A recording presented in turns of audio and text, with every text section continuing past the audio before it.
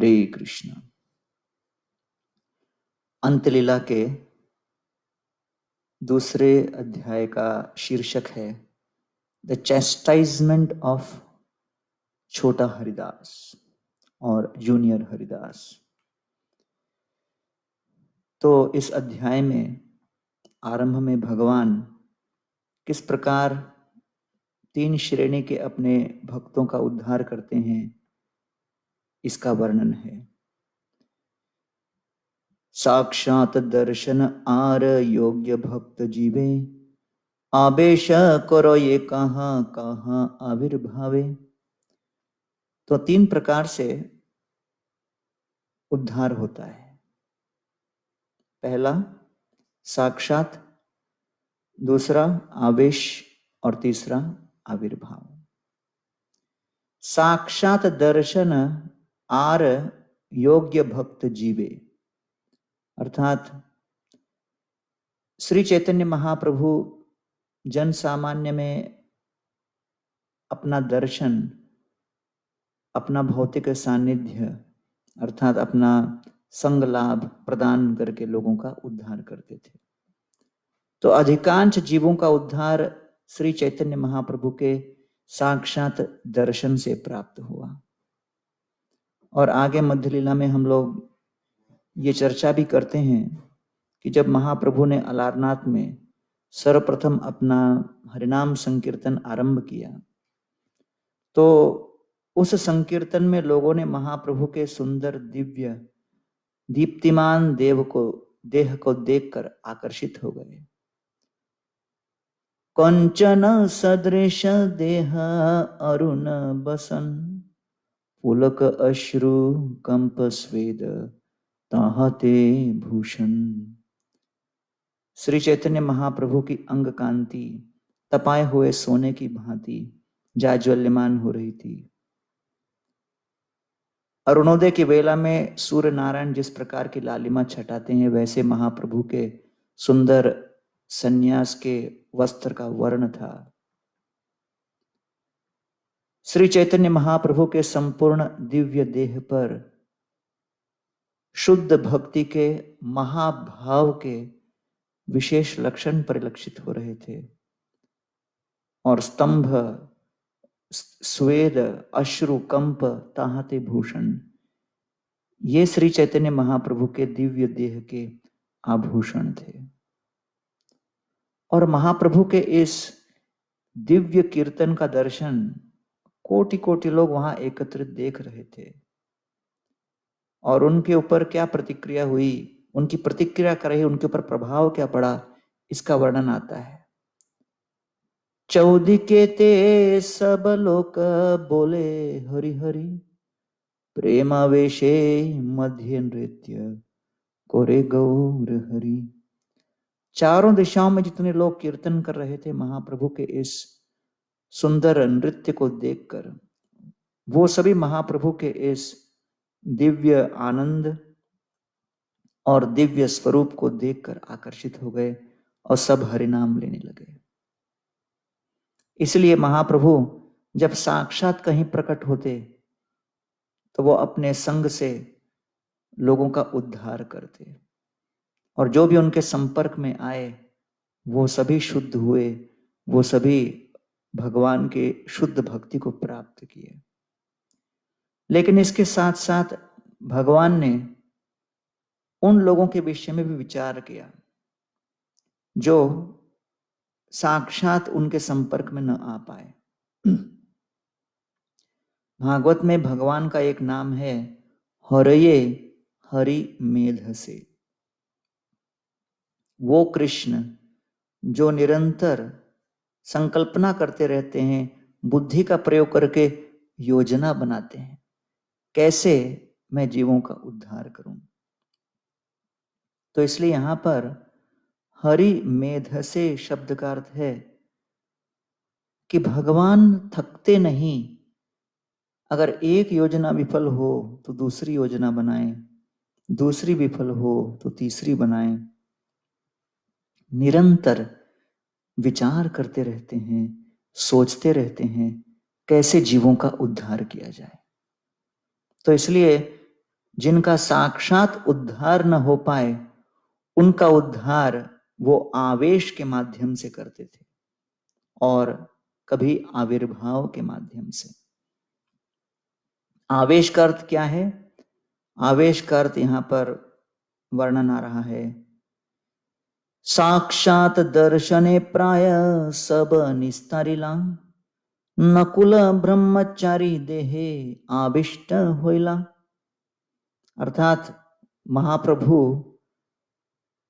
अपने किसी श्रेष्ठ भक्त के अंदर प्रकट होकर उनके माध्यम से लोगों को संदेश देते थे और उसको कहते हैं आवेश। तो इसका एक उदाहरण दिया गया है कि नकुल ब्रह्मचारी के अंदर श्री चैतन्य महाप्रभु प्रकट होते थे और नकुल ब्रह्मचारी उस समय आविष्ट होकर प्रेम की पराकाष्ठा को प्राप्त कर लेते, अनुभव कर लेते और उनकी अंग कांति उस समय साक्षात चैतन्य महाप्रभु जैसी लगती और सभी लोग उनको देखकर समझ जाते कि इनके अंदर कुछ विशेष शक्ति प्रवेश की है। तो इस संदर्भ में शिवानंद सेन के मन में एक संशय था। श्रीला शिवानंद सेन सोचने लगे, क्या ये वास्तविक बात है कि नकुल ब्रह्मचारी के अंदर श्री चैतन्य महाप्रभु वास्तव में प्रकट होते हैं? तो इस संशय के साथ वो उस स्थान में गए जहां पर नकुल ब्रह्मचारी सभी भक्तों के बीच दर्शन दे रहे थे और उस समय हर प्रकार के दिव्य उन्माद के लक्षण वो प्रकट कर रहे थे। अब जब शिवानंद सेन गए, वो सोचने लगे कि अगर वास्तव में श्री चैतन्य महाप्रभु का आविर्भाव इनके अंदर हुआ है तो ये इस बात को भांप लेंगे तो मैं कौन सा गोपाल मंत्र का जप करता हूं, और अगर वो भांप पाए और समझ गए तो मैं जान जाऊंगा कि हां, महाप्रभु वास्तव में इनके अंदर प्रकट हुए हैं। तो सबसे पहले मैं देखता हूं कि नकुल ब्रह्मचारी क्या मुझे उस भीड़ में पहचान कर बुलाते हैं और तत्पश्चात मेरा गोपाल मंत्र मुझे प्रकट करते हैं। और तब नकुल ब्रह्मचारी ने अचानक अपने आसपास लोगों को कहा कि शिवानंद सेन यहां समीपवर्ती प्रतीक्षा कर रहे हैं, उन्हें यहां बुलाइए। तो लोग चारों दिशाओं में भागदौड़ करने लगे, शिवानंद सेन, शिवानंद सेन, कहां हैं आप? नकुल ब्रह्मचारी आपको बुला रहे हैं।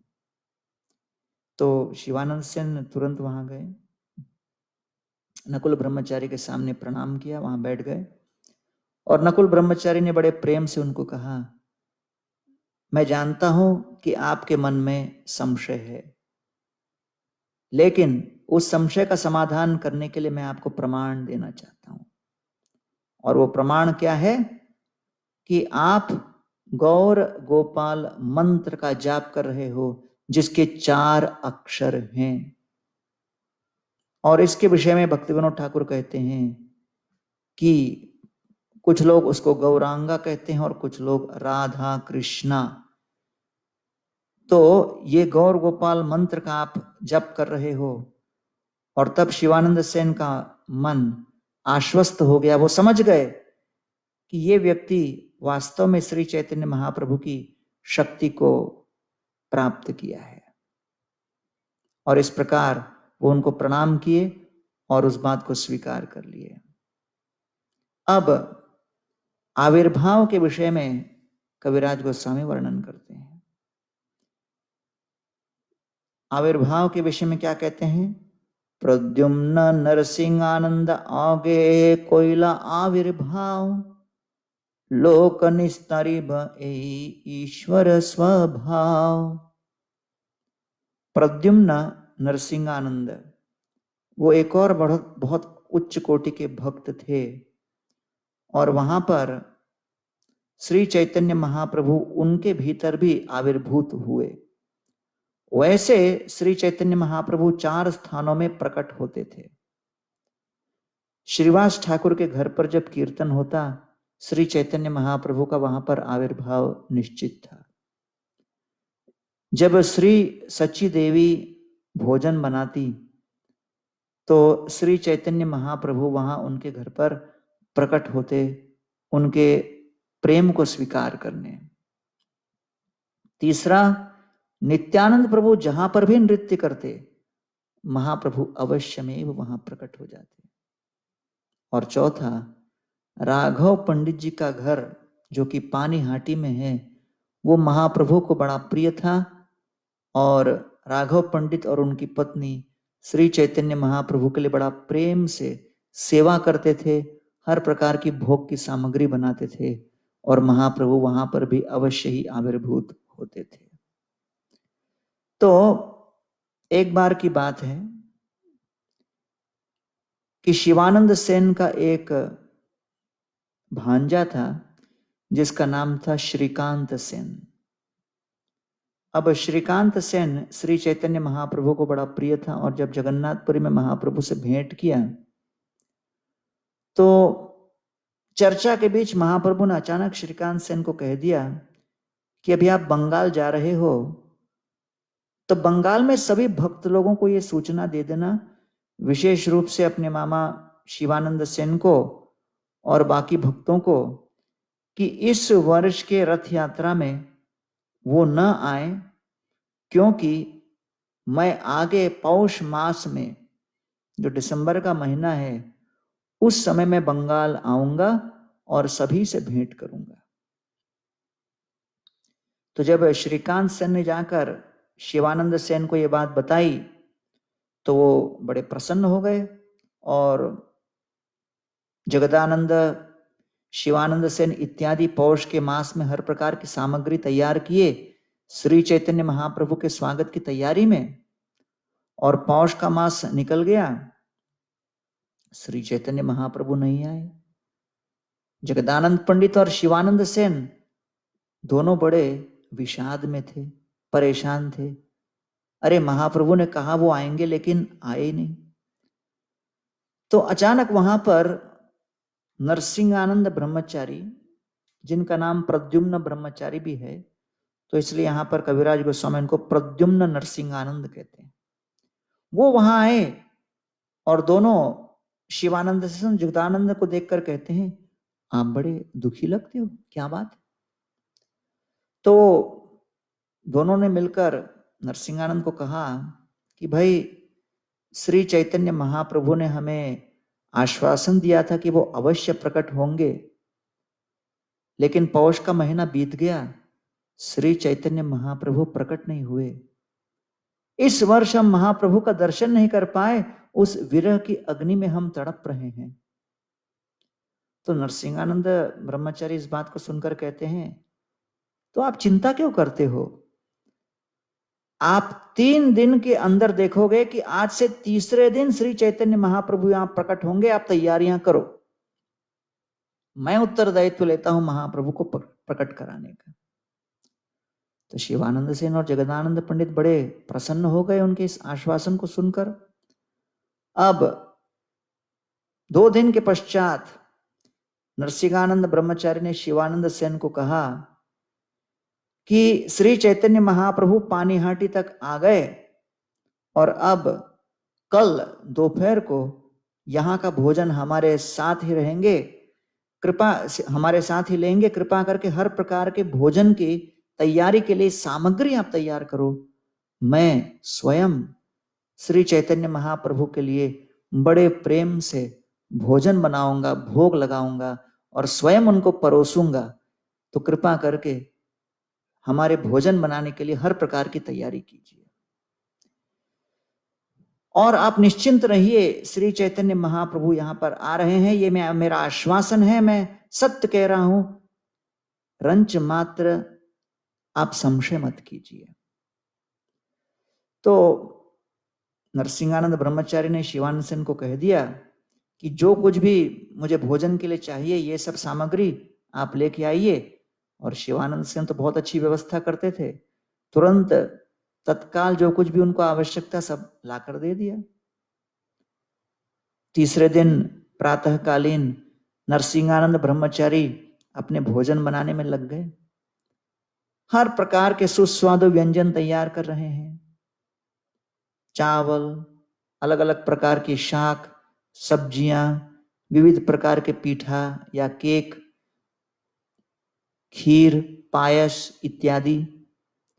और जब संपूर्ण कुकिंग उनका समाप्त हो गया तो फिर जगन्नाथ जी के लिए और श्री चैतन्य महाप्रभु के लिए दो बड़े बड़े उन्होंने भोग लगाने के लिए व्यवस्था की।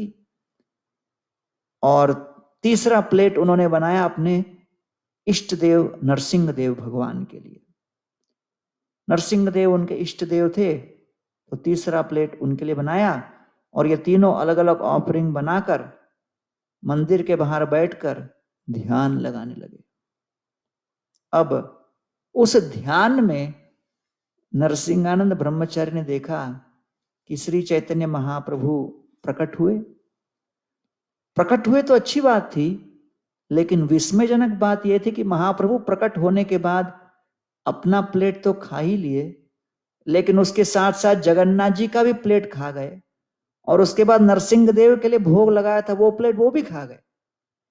अब इसको देखकर प्रद्युम्न ब्रह्मचारी दिव्य प्रेम के लक्षण से अभिभूत हो उठे और अपने ध्यान में ही श्री चैतन्य महाप्रभु को नेत्रों से अविरल अश्रुधारा प्रवाहित करते हुए कहने लगे, प्रभु आप क्या कर रहे हो?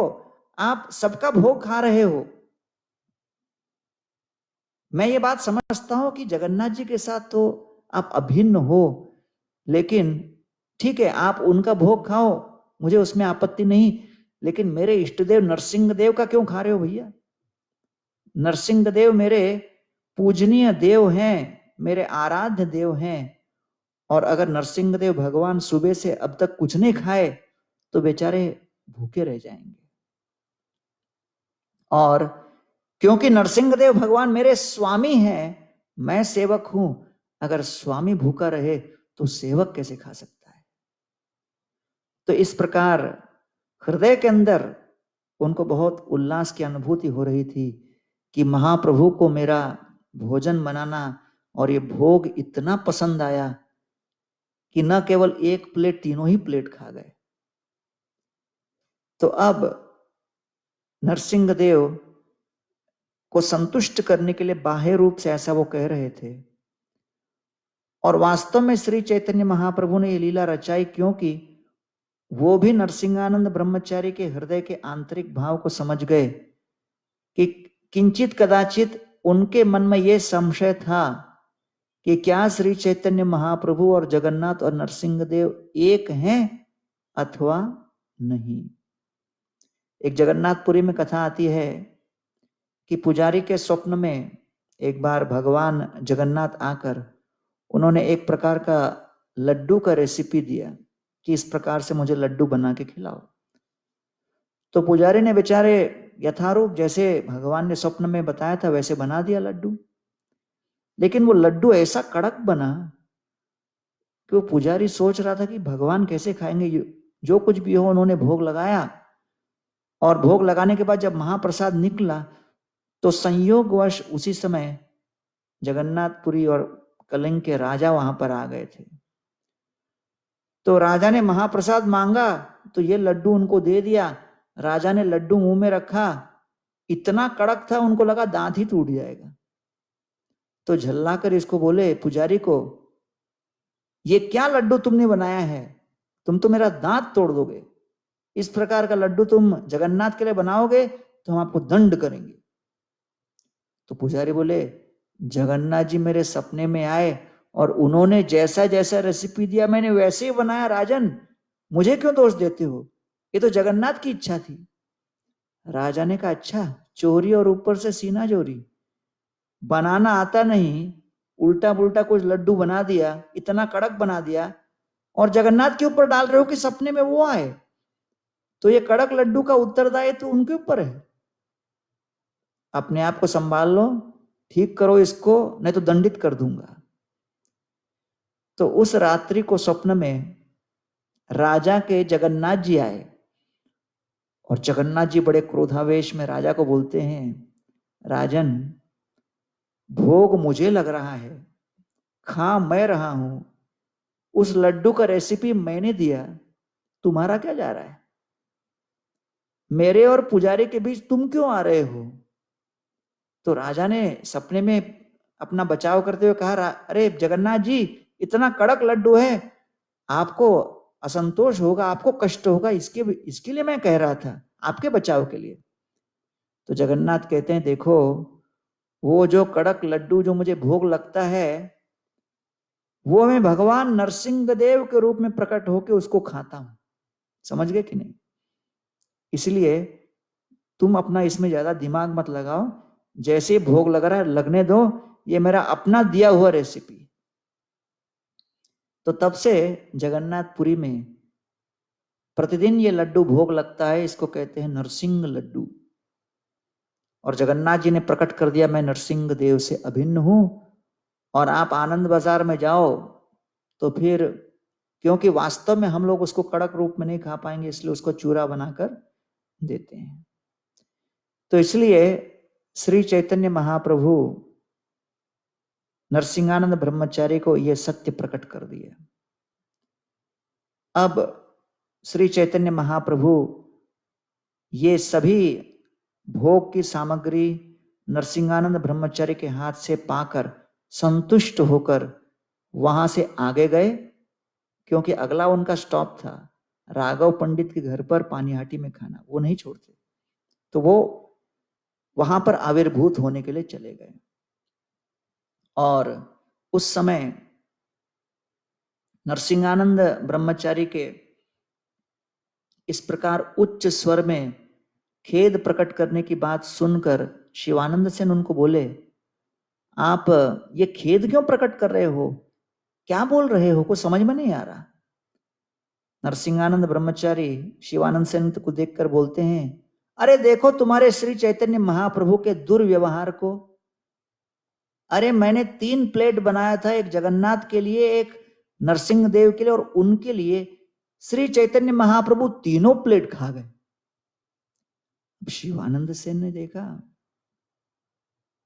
और सोचने लगे कि भाई ये वास्तव में कह रहा है, वास्तव में श्री चैतन्य महाप्रभु आकर खाए, या कुछ ये अपने दिव्य उन्माद से प्रेरित कुछ तो बोल रहे हैं। तो तब शिवानंद सेन भ्रमित हो गए। नरसिंहानंद ब्रह्मचारी ने कहा, अब देखो महाप्रभु ने तीनों का भोग खा लिया, तो हमारे नरसिंह देव कितने परेशान होंगे, उनको फास्टिंग करना पड़ रहा, उपवास करना पड़ रहा है। कृपा करके आप फिर भोजन की सामग्री लेके आइए, मैं फिर भोजन तैयार करूंगा। तो शिवानंद सेन के मन में संशय तो आया, लेकिन कुछ बोला नहीं। फिर जो कुछ भी व्यवस्था थी कर दी, और तब बड़े प्रेम से उन्होंने, नरसिंहानंद ब्रह्मचारी ने अपने इष्ट देव नरसिंह देव को ये भोग की सामग्री प्रस्तुत की। अब श्री चैतन्य महाप्रभु ते उस वर्ष पूर्ण जगन्नाथपुरी छोड़कर नहीं गए। तो अगले वर्ष जब भक्त लोग रथ यात्रा के समय जगन्नाथपुरी में आए और सभी भक्तों के बीच श्री चैतन्य महाप्रभु नरसिंहानंद ब्रह्मचारी को देखते हैं और उनके दिव्य गुणों की स्तुति करने लगते हैं। सभी भक्त सुन रहे थे, शिवानंद सेन भी सुन रहे थे। और महाप्रभु कहते हैं, पिछले वर्ष पौष के मास में जब मैं यहां से गया था बंगाल, तब नरसिंहानंद ब्रह्मचारी ने अलग अलग प्रकार के सुस्वादु पकवान, अलग अलग प्रकार के भाजी, शाक और मिठाइयां कितने प्रेम से खिलाई, और मुझे ऐसा अनुभव हुआ कि मैंने ऐसा कभी खाया ही नहीं। तो उनकी बात को सुनकर सभी भक्त लोग विस्मित हो गए। और शिवानंद सेन वो जो देख रहे थे, उनको भी पूरा आश्वासन हो गया, हाँ वास्तव में श्री चैतन्य महाप्रभु वहां प्रकट हुए थे, आविर्भाव लिया था। और इस प्रकार श्री चैतन्य महाप्रभु ये चारों स्थानों पर नियमित रूप से आविर्भूत होते थे। नित्यानंद प्रभु के नृत्य की स्थली में, श्रीवास ठाकुर के हरिनाम संकीर्तन के समय उनके घर पर सची देवी के भोजन बनाकर उनको भोग लगाने पर और राघव पंडित के घर पर भी भोजन प्राप्त करने, और इसीलिए श्री चैतन्य महाप्रभु अपने भक्तों के प्रेम से पूरी तरह बंध जाते हैं और वो ऐसे भक्त वात्सल्यता के वशीभूत कार्यरत रहते हैं। एवं संदर्शिता ह्यंग हरिणा भृत्यवश्यता स्ववशेन कृष्णेन यस्येदं सेश्वरं वशे। दामोदर लीला के अंत में यह श्लोक आता है कि भगवान ने दामोदर लीला रचाई इस सिद्धांत को ध्वनित करने की मैं अपने भक्तों के भक्ति से बंध जाता हूं और मैं अपने भक्तों के हृदय की भक्ति को बड़ा ही स्वादिष्ट मानता हूं, उसको चखने के लिए क्या कुछ नहीं करता। और इस प्रकार यहां पर कविराज गोस्वामी कहते हैं कि कैसे कोई व्यक्ति इन बातों को समझ सकता है जब तक वो श्री चैतन्य महाप्रभु के ऊपर श्रद्धा न रखे। प्रेमवश गौर प्रभु जहां प्रेमोत्तम, प्रेमवश होइया तहां देना दर्शन। प्रेमवश गौर प्रभु, महाप्रभु Lord Gaur Sundar is greatly influenced by the love of his devotees. Therefore, wherever there is pure devotion to the Lord himself, subdued by such love, appears and his devotees see him.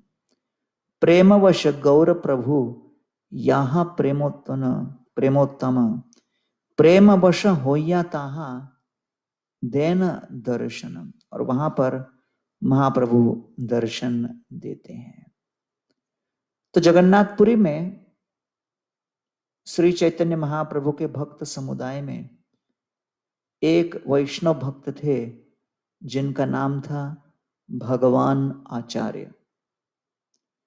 तो भगवान आचार्य बहुत बड़े पंडित थे, महान भक्त भी थे और वास्तव में भगवान श्री कृष्ण के साथ साख्य भाव में वो अपने आप को स्थित किए थे और वो एक ग्वाल बाल के ही अवतार थे।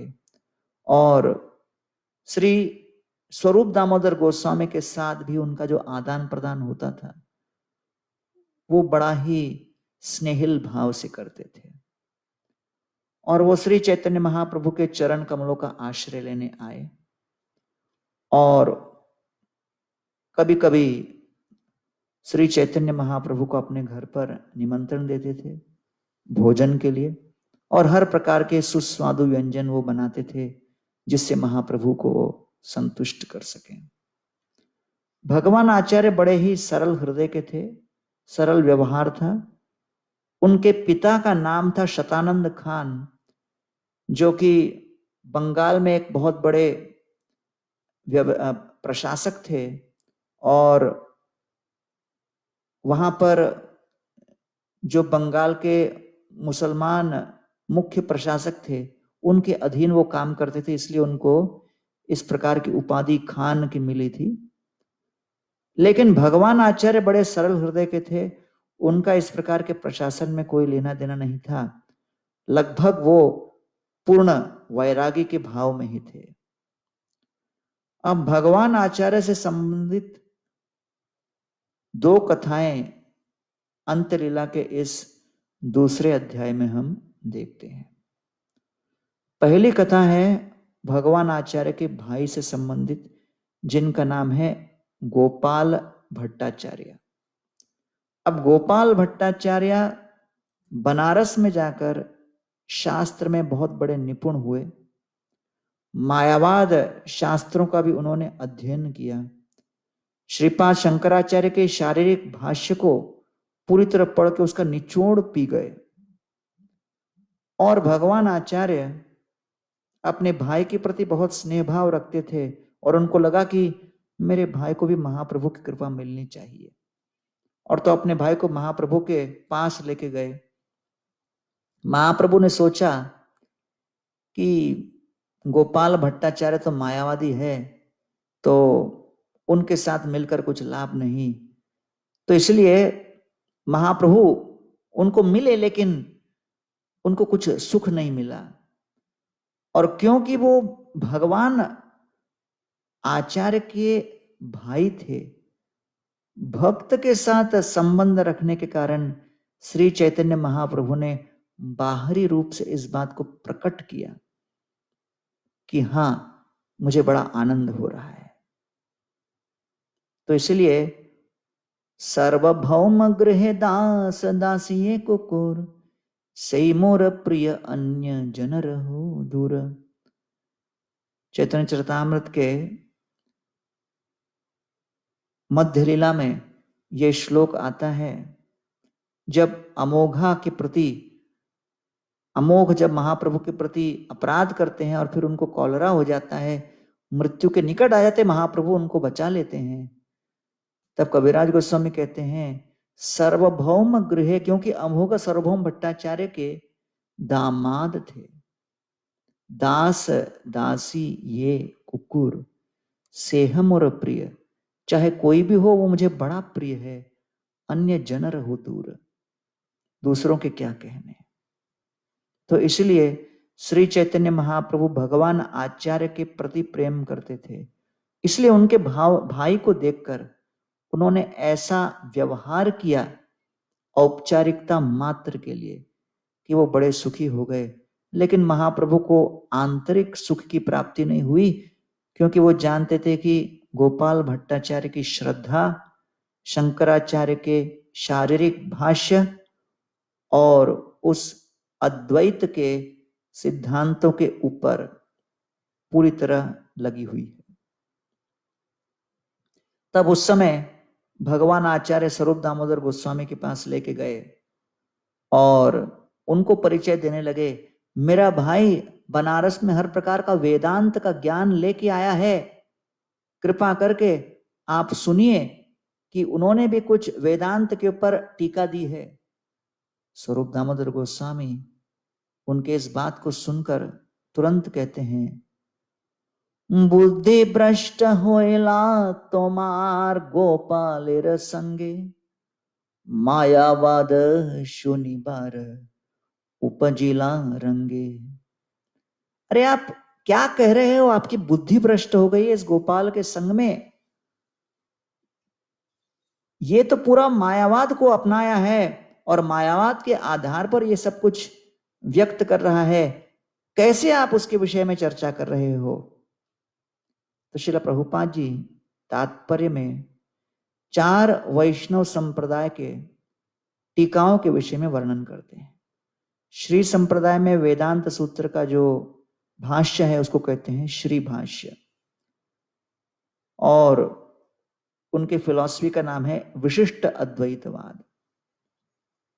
ब्रह्म माध्व गौड़ीय संप्रदाय में पूर्ण प्रज्ञ भाष्य शुद्ध द्वैतवाद। कुमार संप्रदाय में पारिजात सौरभ भाष्य द्वैत द्वैतवाद, और रुद्र संप्रदाय में सर्वज्ञ भाष्य शुद्ध द्वैतवाद। और ये सभी वेदांत के ऊपर दर्शन हैं। और तत्पश्चात आप लोग जानते ही हैं कि श्रीपाद बलदेव विद्याभूषण ने गोविंद भाष्य लिखा, जो कि गौड़ीय संप्रदाय का वेदांत सूत्र के ऊपर निरूपण है।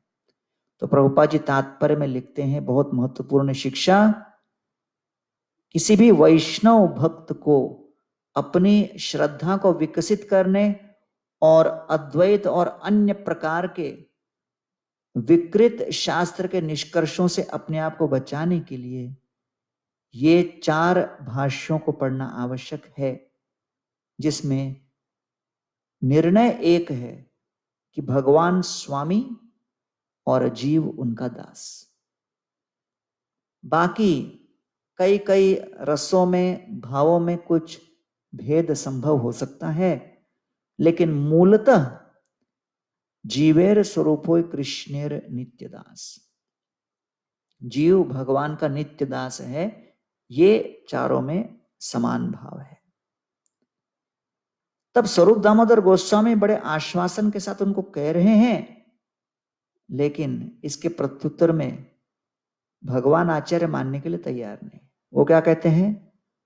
महाभागवत जय कृष्ण प्राण धन जार, मायावाद श्रवणे चित्त अवश्य फिरे तार। हाँ, तो स्वरूप दामोदर गोस्वामी आगे कह रहे हैं एक और बात। अरे आप कह रहे हो कि मैं सुनूं, आप जानते हो क्या कि मायावाद श्रवण करने पर क्या प्रभाव पड़ता है? आप नहीं जानते? महाभागवत जय, जो महाभागवत है, जिसके हृदय में क्या भाव है? कृष्ण प्राण धन जार, जिसने कृष्ण को अपना प्राणधन माना है। और ऐसा व्यक्ति अगर मायावाद श्रवणे जई, अगर वो मायावाद का श्रवण करेगा, चित्त अवश्य फिरे तार, अरे ऐसे व्यक्ति का भी चित्त फिर जाएगा। मायावाद श्रवणे चित्त अवश्य फिरे तार। तो इसको सुनकर गोपाल आचार्य के प्रति इतना प्रेम रखने वाले भगवान आचार्य उत्तर देते हैं कि वास्तव में हम लोगों को चिंता करने की बात नहीं। मायावाद कुछ हम सुन भी लें तो इससे क्या होगा? कहते हैं आचार्य कहे आमा सबार कृष्ण निष्ठा चित्ते, आमा सबार मन भाष्य नारे फिराइते। अरे स्वरूप दामोदर गोस्वामी, आप क्या कह रहे हो? हम सभी का मन तो कृष्ण के चरण कमलों के प्रति पूरी तरह संलग्न है। हमारे हृदय में कृष्ण के प्रति निष्ठा तीव्र है। आमा सवार कृष्ण निष्ठा, कृष्ण निष्ठा चित्ते, हमारा चित्त कृष्ण के ऊपर पूरी तरह लगा हुआ है। आमा सवार मन भाष्य, शारीरिक भाष्य सुनकर ना ही फिर आई थे, हमारा मन फिरने नहीं वाला। तो स्वरूप दामोदर कहते हैं ठीक है, कोई बात नहीं, आप इस बात को समझ लो कि जब ब्रह्म सत्य जगन मिथ्या का आप बारंबार श्रवण करोगे तो जीव के हृदय में भगवान श्री कृष्ण के नित्य सेवा करने के लिए जो लालसा है वो ललक समाप्त हो जाएगी और भक्ति का सुगंध नष्ट हो जाएगा। और इसीलिए जो मायावादी हैं, भगवान, जीव और भगवान की शक्तियों को एक मानते हैं और इस प्रकार के टीकाओं को सुनकर भक्त का हृदय नष्ट हो जाता है, क्योंकि भक्त का जीवन ही है भगवान की सेवा। तो इस बात को सुनकर भगवान आचार्य बहुत पश्चाताप करने लगते हैं, लज्जित होते हैं। और अगले दिन भगवान आचार्य अपनी ओर से गोपाल भट्टाचार्य को कहते हैं कि भाई तुम अपने स्थान पर चले जाओ, यहां पर कोई आपको सुनने नहीं वाला। अब भगवान आचार्य श्री चैतन्य महाप्रभु को अपने घर पर बुलाते हैं भोजन के लिए। भोजन की तैयारी में वो महाप्रभु के एक अनुयायी छोटा हरिदास के पास जाकर कहते हैं कि थोड़ा अच्छे क्वालिटी का चावल आप शिकी महती की बहन माधवी देवी के पास जाकर से लेके आओ। अब देखिए, जब हम भगवान की सेवा में लगे तो उस सेवा में हर क्षण बहुत सावधान रहना है।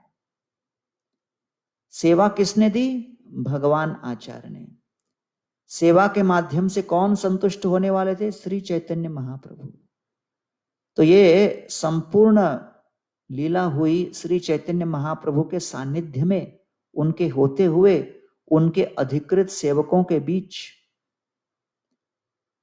लेकिन जब सेवा में कुछ स्खलन होनी हो, त्रुटि होनी हो, अगर कुछ पतन होना हो, अगर भगवान और भक्त लोग हमारी सेवा से दुखी होने हो, वो भगवान की इच्छा से कभी भी कुछ भी संभव है।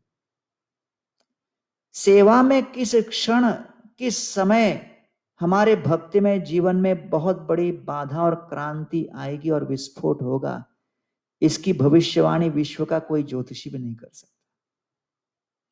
इसलिए ये गए शिकी महती की बहन माधवी देवी से कुछ चावल लेके आए भिक्षा में छोटा हरिदास, और लाके दे दिया। भगवान आचार्य ने भोजन तैयार किया, महाप्रभु आए, महाप्रभु ने जैसे भोजन किया, भोजन बड़ा पसंद आया, और महाप्रभु ने उनको पूछा कि कितना सुंदर क्वालिटी का चावल था, कौन लेके आया, वो कहां से मिला? तो भगवान आचार्य ने कहा, मैं माधवी देवी से उसको लेके आया। क्योंकि कभी कभी हम लोग भी डायरेक्ट बताते नहीं सभी डिटेल्स, तो भगवान आचार्य को लगा अब महाप्रभु को चावल पसंद आया तो ठीक है, माधवी देवी ने भेजा था, माधवी देवी के घर से आया। फिर महाप्रभु ने फिर पूछा, माधवी देवी से चावल लेके कौन आया, भिक्षा मांगने कौन गया था? तो भगवान आचार्य ने कहा, छोटा हरिदास गया था। महाप्रभु कुछ बोले नहीं और अपने निवास स्थान में आकर अपने सेवक गोविंद को कह दिया कि कल से छोटा हरिदास यहां पर हमारे यहां नहीं आना चाहिए, मेरा वो दर्शन नहीं करेगा। From this day forward, do not allow छोटा हरिदास to come here. महाप्रभु ने आदेश कर दिया। अब जब छोटा हरिदास ने सुना कि महाप्रभु का वो दर्शन नहीं कर सकते, उनके सानिध्य में नहीं आ सकते, बड़ा विलाप करने लगे, विचार करने लगे, और वो 3 दिन तक छोटा हरिदास फास्टिंग करने लगे। स्वरूप दामोदर गोस्वामी और सब भक्त लोग महाप्रभु के पास गए और उनसे उलाहना करने लगे, क्या गलती है उनकी बताइए, क्यों आप इस प्रकार का दंड दिए हो कि उसको बहिष्कार कर दिए, ऐसा सामाजिक बहिष्कार क्यों, उसने क्या गलती किया है, और 3 दिन से वो फास्टिंग कर रहा है, उपवास कर रहा है। और महाप्रभु ने केवल एक ही उत्तर दिया, प्रभु को हे बैरागी कोरे प्रकृति संभाषण, देखिते न पारो अमी ताहर वदन। महाप्रभु ने कहा, जो वैरागी इस प्रकार के स्त्रियों के साथ संभाषण करेगा तो मैं उसका मुख नहीं देखना चाहता। तो तात्पर्य में श्रील प्रभुपाद जी बड़े सुंदर शिक्षाएं देते हैं। प्रथम शिक्षा, प्रभुपाद कहते हैं, सरलता और simplicity is the first qualification of a Vaishnav. Duplicity or cunning behavior is a great offense against the principles of devotional service. सरलता ये वैष्णव पद्धति में सबसे महत्वपूर्ण गुण है, और अगर कोई पाखंड का प्रदर्शन करे, महाप्रभु पतित पावन है, कपट पावन नहीं। दूसरा, प्रभुपाद जी कहते हैं, दूसरी शिक्षा, advancement in devotional service depends on 2 things: disgust with material attachment and attachment to the service of the Lord. भौतिक आसक्ति के प्रति घृणा या उदासीनता, और दूसरा भगवान की सेवा के प्रति उत्प्रेरणा। तीसरा, प्रभुपाद कहते हैं, if one is not factually detached from material activities but proclaims himself advanced in devotional service, he is cheating. अगर कोई अभी उस स्तर पर नहीं पहुंचा लेकिन फिर भी अपने आप को बड़ा बतलाता है, विज्ञापन करता है, वो वास्तव में पाखंड का दोषी है। फिर चौथा, प्रभुपाद कहते हैं, no one will be happy to see such behavior. इस प्रकार का व्यवहार संतोष नहीं देता। तो इसलिए महाप्रभु के लीला में श्री चैतन्य महाप्रभु ने जो मापदंड प्रस्तुत किया, उसके विषय में भक्ति सिद्धांत सर ठाकुर इस लीला के अंत में विस्तृत रूप से वर्णन करते हैं। क्योंकि श्रोताओं को और चैतन्य चरितामृत के पढ़ने वाले जो भक्त लोगों को लगेगा कि कलयुग के वर्तमान मापदंड के दृष्टिकोण से देखा जाए तो छोटा हरिदास ने क्या अपराध किया, केवल कुछ चावल मांग के ले आए, उसके लिए इतना बड़ा दंड। तो श्री चैतन्य महाप्रभु वास्तव में अपने इस अवतार में आए कि भक्त की श्रेष्ठतम मापदंड क्या होना चाहिए, स्टैंडर्ड क्या होना चाहिए, और विशेष रूप से जो वैराग्य धारण किए हैं, और मुख्य रूप से महाप्रभु वर्णन करना चाह रहे हैं, चाहे वो वैरागी हो या गृहस्थ हो, महाप्रभु की कृपा प्राप्त करने के लिए स्वच्छ निर्मल चरित्र सर्वाधिक आवश्यक है। और उसमें तनिक मात्र भी कुछ स्खलन हुआ तो महाप्रभु उससे असंतुष्ट हो जाते हैं। तो वास्तव में चेतावनी है कि सावधान रहो। दुर्वार इंद्रिय करे विषय ग्रहण, दारवी प्रकृति हरे मुनिरपि मन। महाप्रभु कहते हैं कि अगर कोई वैरागी है तो उसको बहुत सावधान रहना चाहिए, क्योंकि हमारी इंद्रियां निरंतर विषयों के पीछे भूखी रहती हैं, और इसलिए दारवी प्रकृति, अगर कोई काष्ठ का भी अगर इस प्रकार का स्त्री का कोई स्वरूप दिख गया, वो भी चित्त को आकर्षित कर सकता है। मुनेरपि मन, बहुत बड़े मुनि का भी मन आकर्षित हो सकता है। इसलिए प्रभुपाद जी और सुंदर शिक्षाएं देते हैं अपने तात्पर्य में। The senses are intimately connected to the sense objects and attracted to the sense objects. तो ये बहुत महत्वपूर्ण शिक्षा है। तो ये मत सोचिए महाप्रभु ने यूं मन में आया, किसी को दंड देना था इसलिए दे दिया, नहीं। महाप्रभु इस प्रकार की लीला कर रहे हैं क्योंकि जब तक कहीं पर ड्रामा न हो तब तक बद्ध जीव झटका खाकर ध्यान नहीं देता। तो महाप्रभु हमें झटका देकर झकझोर कर कह रहे हैं, उठो, अपनी इंद्रियों को देखो, बड़ी शक्तिशाली हैं। Do not take your senses for granted. और एक शिक्षा देते हैं, so intimate is the relation between sense and sense objects that even sense controlled man can come under the control of sense objects. तो इसलिए जब तक हम इंद्रियों के ऊपर भरोसा रखेंगे और कभी अति भरोसा हुआ, जिसको अंग्रेजी में कहते हैं ओवर कॉन्फिडेंस, तब पश्चाताप करना पड़ेगा। तीसरी शिक्षा प्रभुपाद इस तात्पर्य में कहते हैं, another important lesson, it is impossible to control the senses unless number 1 the senses are fully purified and engaged in the Lord's service. तो इसलिए इंद्रियों का नियंत्रण तब तक संभव नहीं जब तक हम इन इंद्रियों को शुद्ध नहीं करते और भगवत सेवा में नहीं लगाते। तब महाप्रभु कहते हैं, क्षुद्र जीव सब मरकट वैराग कोरिया, इंद्रिय चराइया बोले प्रकृति संभाषिया। तो महाप्रभु कहते हैं ऐसे कई लोग हैं जो वैरागी, तथाकथित वैराग्य को धारण किए, उनके पास कुछ संपत्ति है ही नहीं, लेकिन वो वानरों की तरह, जैसे वानर भी जंगल में बिना संपत्ति के हैं लेकिन निरंतर इंद्र तृप्ति में लगे रहते हैं, और ऐसे वैरागी भी बिना संपत्ति को तो रहते हैं लेकिन इंद्र तृप्ति में लगे रहते हैं, और स्त्रियों के साथ निकट का संभाषण करते हुए इस प्रकार का वैराग्य मुझे स्वीकार नहीं। तो प्रभुपाद जी बड़ा सुंदर यहां पर पॉइंट्स लिखते हैं। पहला पॉइंट लिखते हैं, such a person is unfit to accept vairagya sentimentally.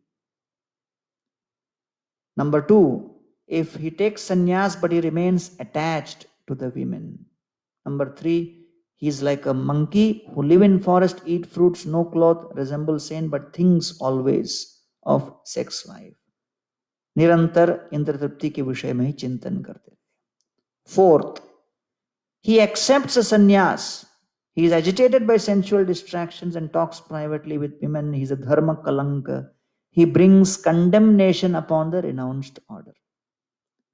अगर वो संन्यास ले ले और हर प्रकार से इंद्रियां उनकी विचलित करें और गुप्त रूप से वो स्त्री संभाषण करे, तो उसे धर्म कलंक कहा गया है, जो वैरागियों के सम्मान को नष्ट करे. 5th point, he is restless like मरकट, cannot be steady, wanders about gratifying senses. मरकट की भांति यहाँ वहां भागे और अपने इंद्रियों को नियंत्रित न कर पाए. 6th, Prabhupada says, he accepts the dress of a sannyasi or Babaji to get praise from others, to get cheap adoration from his followers, cannot give up desires for sense gratification, especially the association of women. तो ऐसा सन्यासी केवल कुछ पूजा लाभ प्रतिष्ठा के लिए सन्यास धारण करे, लेकिन उसकी इंद्रियां अभी नियंत्रित नहीं हुई. फिर प्रभुपाद 8 प्रकार के किस प्रकार से स्त्री संग होता है उसका वर्णन करते हैं और फिर कहते हैं ऐसे सन्यासी के लिए स्त्रियों के साथ निकट का संभाषण करना बहुत बड़ा अपराध है. और रामानंद राय और नरोत्तम दास ठाकुर के विषय में कहते हैं कि ये बहुत ही उच्च कोटि के वैरागी थे और उनके विषय में भी कुछ लीला हम देखते हैं जो कि 6ठे अध्याय में आता है अंत्य लीला के. तो इनका हम अनुकरण नहीं कर सकते. ये सब संदेश देकर श्री चैतन्य महाप्रभु अपने कमरे में जाकर शांत हो जाते हैं और भक्त लोग महाप्रभु को इतना क्रोधित देखकर वो भी शांत हो जाते हैं. अगले दिन फिर वैष्णव समुदाय जगन्नाथपुरी में महाप्रभु के समक्ष आकर कहते हैं, प्रभु हम छोटा हरिदास की ओर से आपके चरणों में फिर निवेदन प्रस्तुत करना चाहते हैं. कृपा करके आप उनके अपराध को क्षमा कीजिए. वो भली भांति शिक्षा प्राप्त कर चुका है. हम आश्वासन देते हैं कि भविष्य में वो ऐसा अपराध कभी नहीं करेगा. तो महाप्रभु क्या उत्तर देते हैं? देखिए, श्री चैतन्य महाप्रभु नमो महावदन्याय हैं, कृपा के अवतार हैं. लेकिन इस संदर्भ में महाप्रभु का उत्तर क्या है?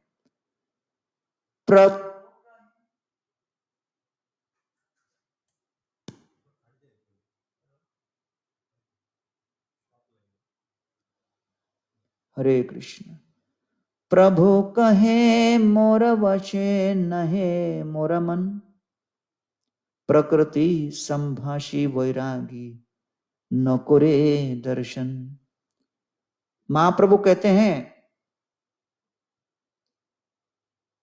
कि मेरा मन मेरे वश में नहीं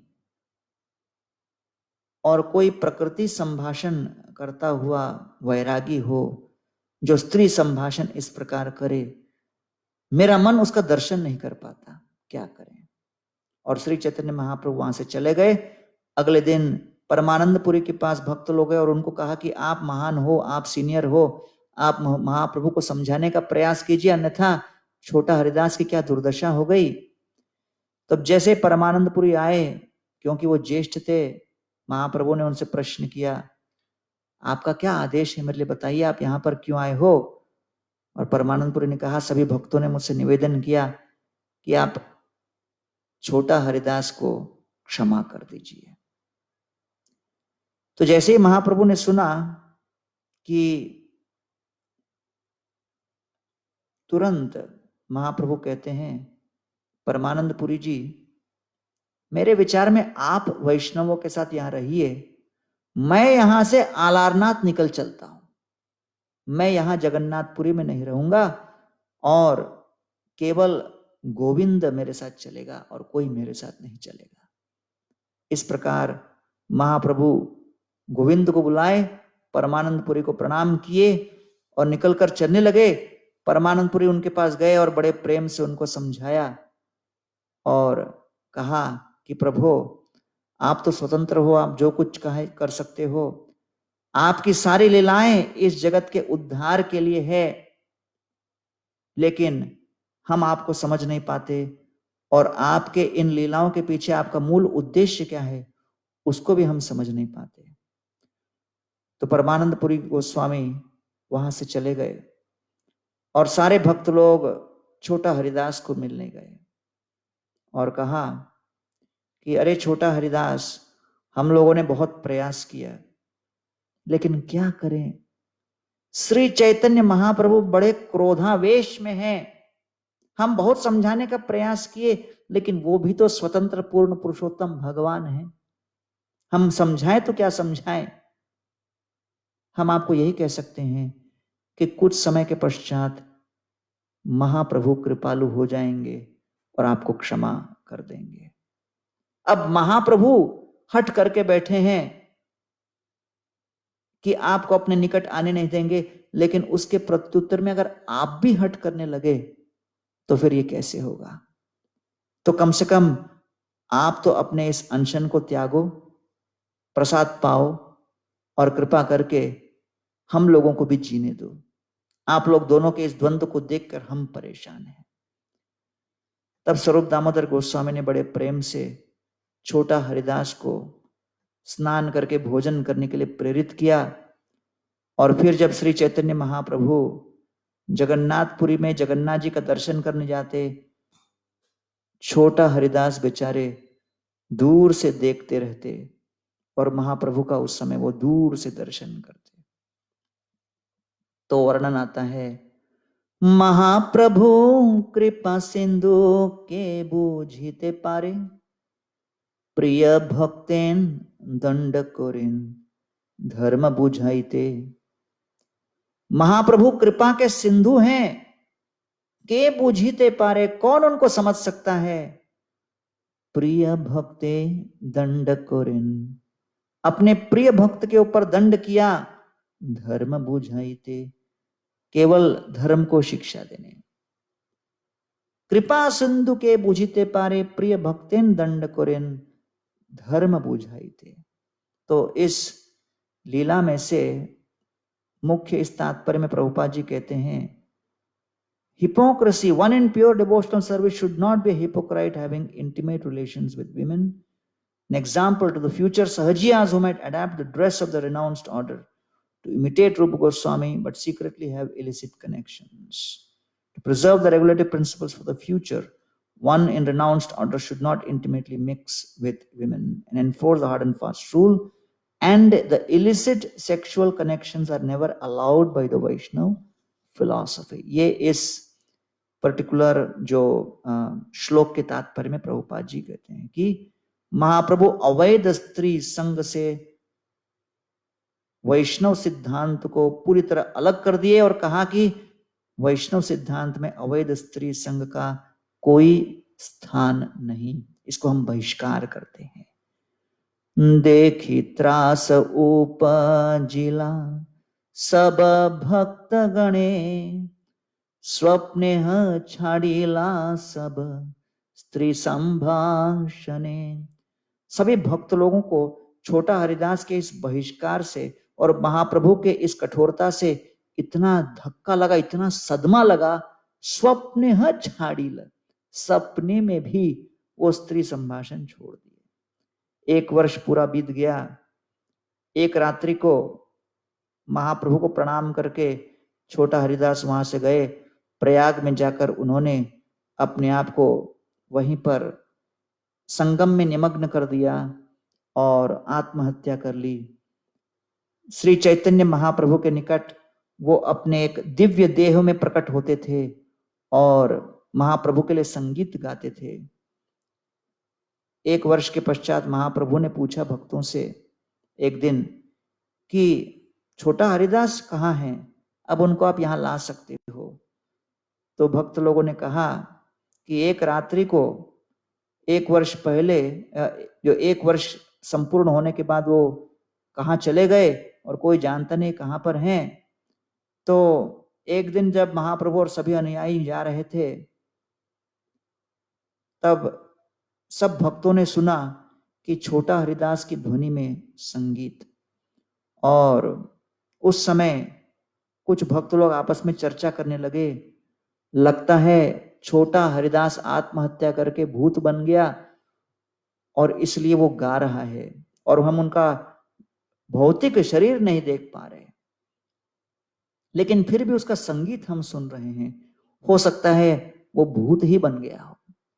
तो स्वरूप दामोदर ने कहा, नहीं, वो भगवान का मंत्र का जाप किया है, महाप्रभु की सेवा की है, और महाप्रभु की सेवा करके वो किसी तीर्थ स्थल में उनका अंत हुआ है, और इसलिए उसका पतन संभव नहीं, मुक्ति निश्चित है, ये महाप्रभु की इच्छा है, बाद में हम समझोगे।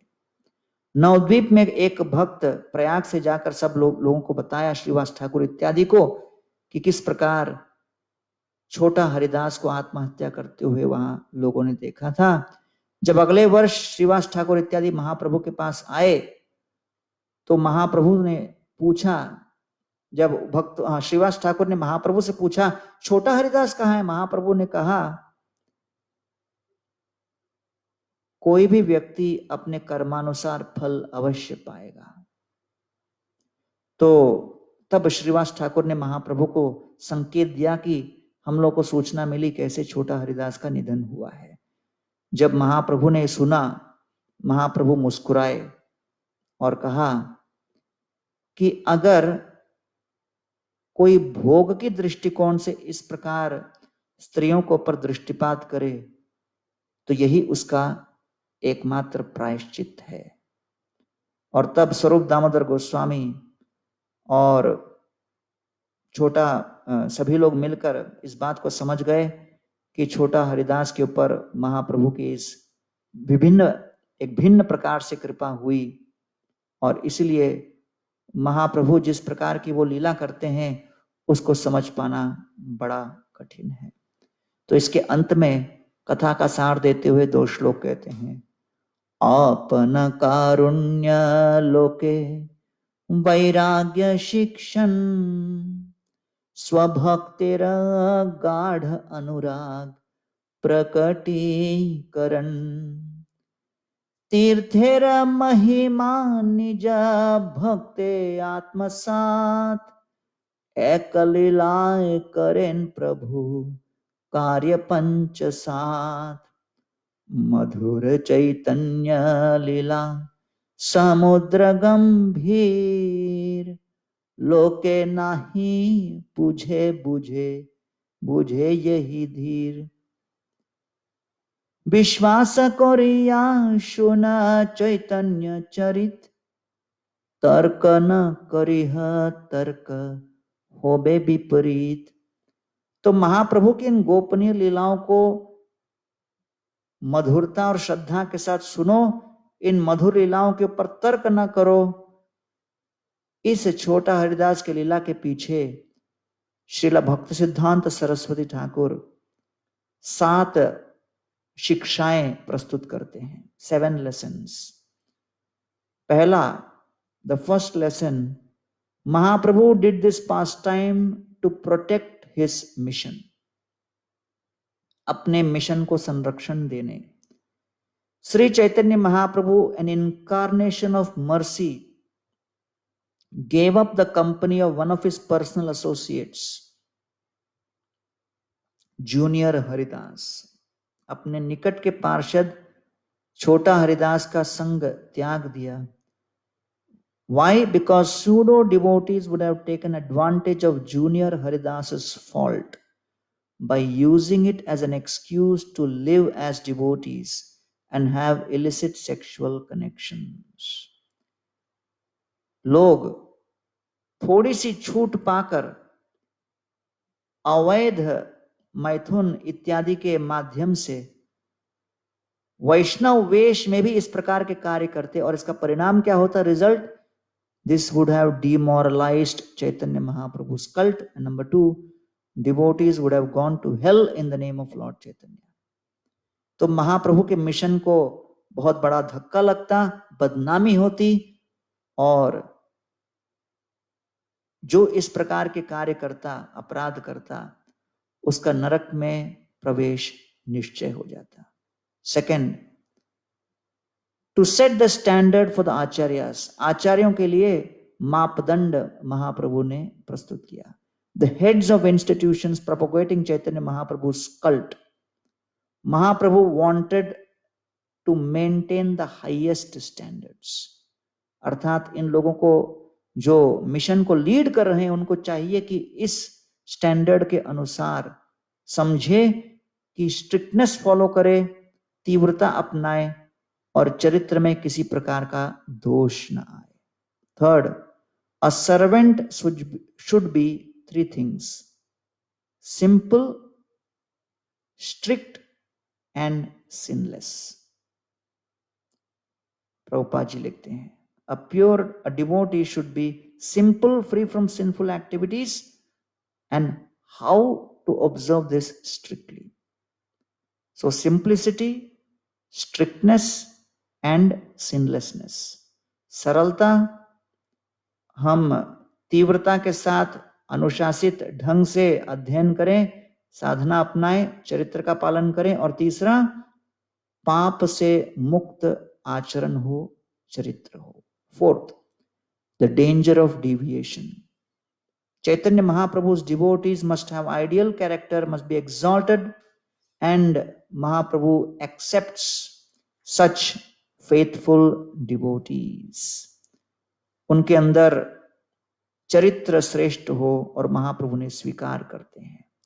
साथ ही साथ कहते हैं, he teaches them how much tribulation and disturbance can be produced by even a slight deviation from the strict principles of devotional life.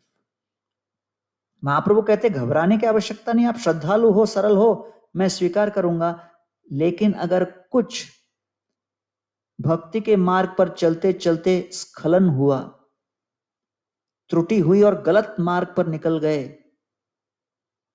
और उसका आडंबर रचा कपट का हमने आश्रय लिया, तो कितना उत्पात मचता है वैष्णव समुदाय में, इसकी एक झलक यहां छोटा हरिदास के इस लीला के माध्यम से महाप्रभु बताए।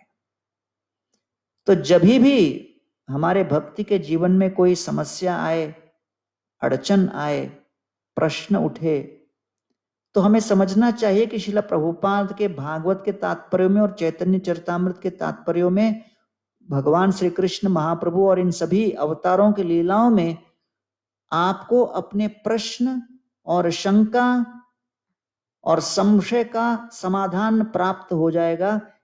इसलिए प्रभुपाद के ग्रंथों को बहुत ध्यानपूर्वक पढ़ना चाहिए। क्यों? जिससे इस प्रकार के असमंजस अवस्था में हम समझें कि धर्म संकट में कौन सा मापदंड हम अपनाएं और पालन करें। पांचवा, the high level of devotion is proved.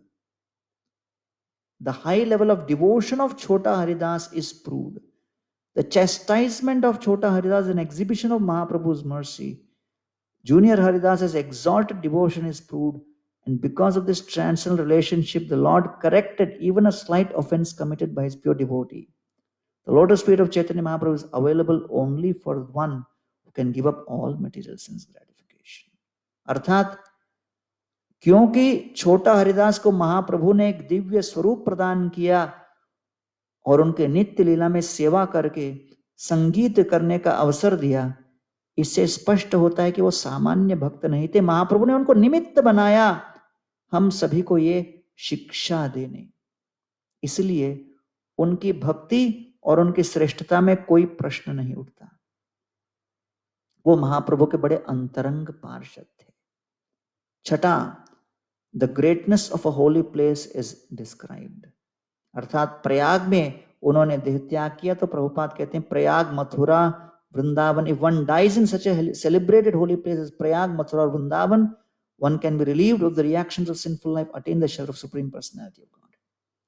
तो इसका अर्थ ये नहीं कि हम आत्महत्या करें, नहीं, अर्थात ये जो दिव्य स्थलियां हैं, ये धाम हैं। इन धामों के अंदर हमारे चित्त वृत्ति को शुद्ध करने की शक्ति होती है। इसलिए इन धामों को भी प्रकट किया जाता है मंदिरों के रूप में, जहां श्री विग्रह होते हैं। और जब संकीर्तन कथा और साथ साथ भगवत सेवा इन विग्रहों की होती है, वहां पर भी ये शक्तियां उपलब्ध हो जाती हैं। सातवां, the second chance was given, that means a pure और faithful devotee may fall down, he ultimately gets the chance to go back home, back to Godhead by the mercy of the Lord. नेहा भिकर्मनाशोस्ति प्रत्यवायो न विद्यते, स्वल्पम अपि अस्य धर्मस्य त्रायते महतो भयात्। घबराने की आवश्यकता नहीं, अगर कुछ त्रुटि गलती हो भी जाए तो फिर पुनः अवसर प्राप्त होता है। इस प्रकार ये 7 शिक्षाएं भक्ति सिद्धांत सरस्वती ठाकुर देते हैं, जिसको श्रील प्रभुपाद जी अपने तात्पर्य में लिखते हैं। To protect the mission, number 1, to set the standard for the acharyas, number 2, a servant should be simple, strict and sinless.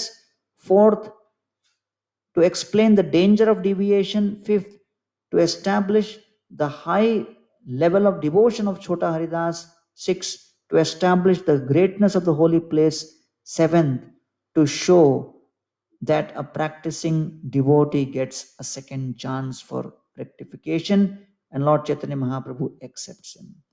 इस प्रकार ये अंत लीला का दूसरा अध्याय हम समाप्त यहाँ पर चर्चा किए, और हम इस कथा को यहीं विराम देंगे।